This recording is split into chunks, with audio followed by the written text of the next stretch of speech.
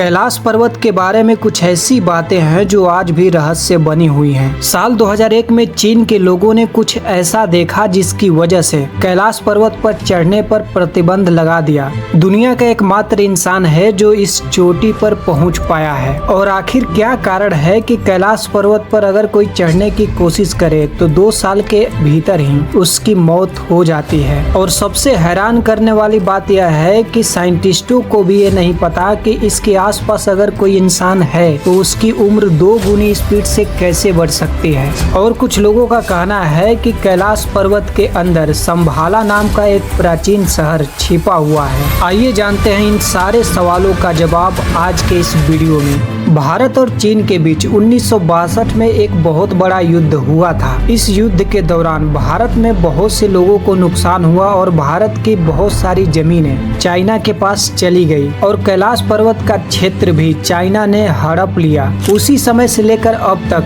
कैलाश पर्वत चाइना के अंदर आता है। भारत ने कई बार कोशिश किया कैलाश पर्वत की जमीन को वापस लेने की, लेकिन हर बार असफल रहे। यह बात आपको पता होगा कि दुनिया की सबसे लंबी चोटी माउंट एवरेस्ट, जिसकी लंबाई 8,848 मीटर है, उस पर अभी तक 7,000 से भी ज्यादा लोग चढ़ चुके हैं। जबकि कैलाश पर्वत, जिसकी ऊंचाई 6,638 मीटर है, इस पर आज तक कोई नहीं चढ़ा। कैलाश पर्वत पर मात्र एक इंसान चढ़े थे, जिसके बारे में हम आगे बात करेंगे। पूरी दुनिया में कैलाश पर्वत को एक पवित्र और रहस्यमय माना जाता है। शायद इसी वजह से आज तक इस पर कोई नहीं चढ़ पाया। हिंदू धर्म के अनुसार कैलाश पर्वत भगवान शंकर और माता पार्वती का निवास स्थान माना जाता है। ऐसा नहीं है कि कैलाश पर्वत पर आज तक चढ़ने की किसी ने कोशिश नहीं की हो, बल्कि दुनिया भर से कई ऐसी घटनाएं हुई हैं जिसमें लोग कैलाश पर्वत पर चढ़ने में या तो मारे गए या तो उनका कोई भी पता नहीं चला। 1999 में रूस की एक टीम ने कैलाश पर्वत के मिस्ट्री को सोल्व करने की कोशिश की। उस टीम को लीड कर रहे थे एर्नेस्ट मुल्दासीफ। इनकी पूरी टीम ने कैलाश पर्वत के रहस्यों के बारे में सुना और वह निकल पड़े कैलाश पर्वत के मिस्ट्री को सोल्व करने के लिए। उस टीम में मौजूद लगभग सभी लोग बहुत ही साहसी और खास करके पहाड़ी इलाकों में सरवाइव करने के तरीके जानते थे। उनकी पूरी टीम ने कैलाश पर्वत के आसपास रहने की कोशिश की थी। जब उनकी पूरी टीम ने पूरी दुनिया के सामने कैलाश पर्वत के रहस्यों को रखा तो बहुत से लोग हैरान हो गए। उनका कहना था कि कैलाश पर्वत मानव द्वारा बनाया गया एक विशाल पिरामिड है, जिसका निर्माण प्राचीन काल में किया गया था। उनकी पूरी टीम ने यह दावा किया कि कैलाश पर्वत एक बहुत बड़ा पिरामिड है और यह छोटे छोटे पिरामिडों से घिरा हुआ है। इन्होंने ये भी बताया कि पहाड़ के अंदर से हमें अजीब तरीके की आवाजें सुनाई दे रही थी। इस टीम में मौजूद बहुत से लोगों को ऐसा लगा कि पिरामिड के अंदर कोई इंसान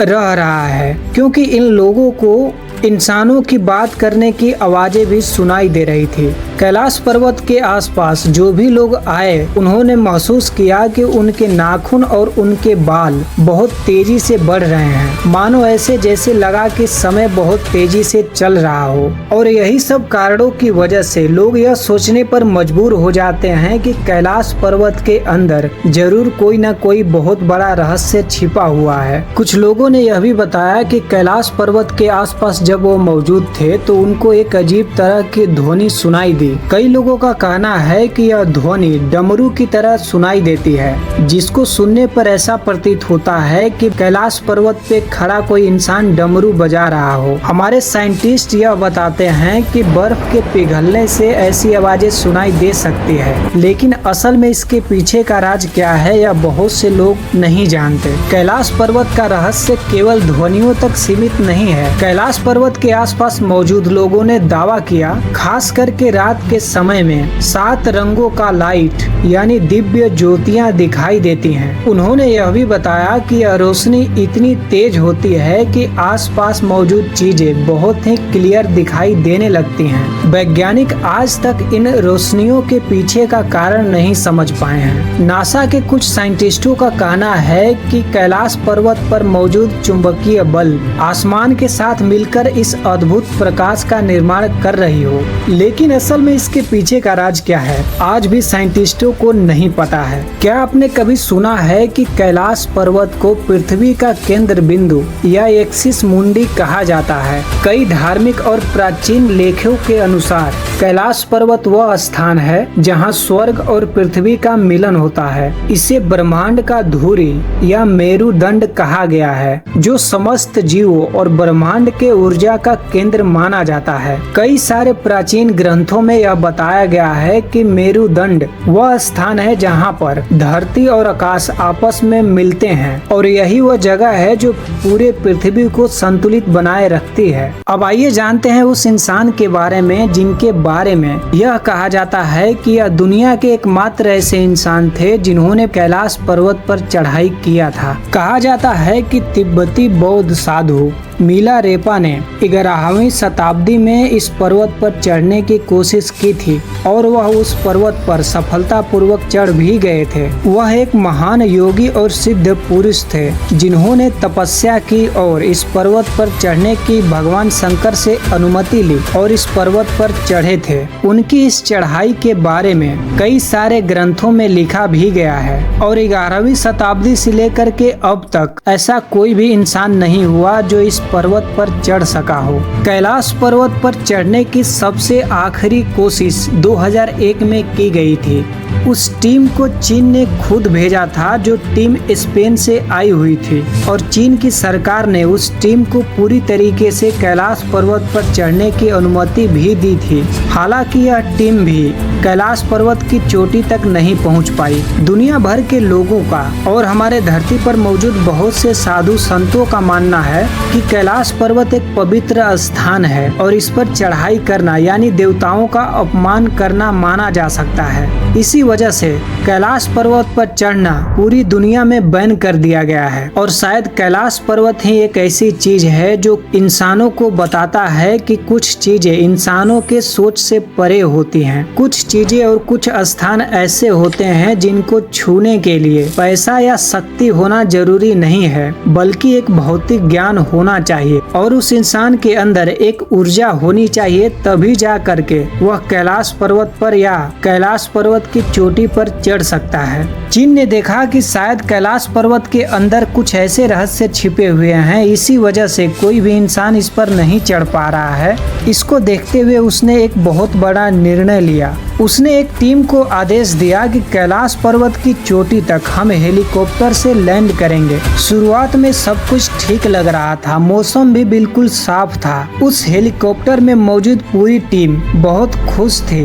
उनको ऐसा लग रहा था जैसे वह दुनिया के पहले इंसान बन सकते थे जो कैलाश पर्वत पर बहुत आसानी से चढ़ पाए हों। लेकिन जैसे जैसे हेलीकॉप्टर कैलाश पर्वत के नजदीक पहुंचा, वैसे ही मौसम में बदलाव चालू होने लगा। कैलाश पर्वत के ऊपर बादल घिरने लगे और एक बहुत सी बड़ी तूफान आने लगी, लेकिन हेलीकॉप्टर में बैठे लोग हार नहीं माने। हैरानी की बात तब हुई जब आसमान में काले बादल हेलीकॉप्टर को घेरने लगे, लेकिन फिर भी उन लोगों ने हार नहीं मानी और आगे बढ़ते गए। कुछ समय बाद हवा का दबाव बिल्कुल बढ़ने लगा, जिसकी वजह से हेलीकॉप्टर को कंट्रोल करना बहुत ही मुश्किल हो गया और अचानक से हेलीकॉप्टर में मौजूद सारे कंपास अचानक से काम करना बंद कर दिए और उन्होंने वापस लौटने का फैसला कर लिया और अपनी जान बचाई, नहीं तो उनका बचना असंभव था। यह पूरी घटना ने चीन को समझा दिया कि कैलाश पर्वत एक नॉर्मल माउंटेन नहीं है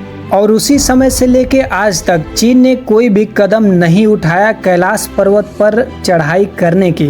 जब यह खबर पूरी दुनिया में फैली तो नासा के कुछ लोगों ने कैलाश पर्वत के मिस्ट्री को समझने की कोशिश करने लगे। 2015 में नासा ने अपने सैटेलाइट को कैलाश पर्वत पर पॉइंट करके गहराई से रिसर्च करना शुरू कर दिया। इस पर्वत के रहस्यों ने नासा के साइंटिस्टों को भी चौंका कर रख दिया। नासा के लोगों ने एक तस्वीर को दिखाया। इस तस्वीर में देखने में ऐसा लग रहा हो जैसे कैलाश पर्वत पर भगवान शंकर की छवि बनी हो। इस अद्भुत इमेज ने दुनिया भर के लोगों को हैरान कर दिया और 2011 से लेके अभी तक कैलाश पर्वत के मिस्ट्री को नासा ने पूरी तरीके से नहीं समझा और उन्होंने भी अपने हाथ खड़े कर दिए कैलाश पर्वत की कहानी को समझने के लिए। दोस्तों, कैलाश पर्वत से जुड़ी और भी बहुत सारी कहानियां हैं जो आज तक रहस्य बनी हुई हैं।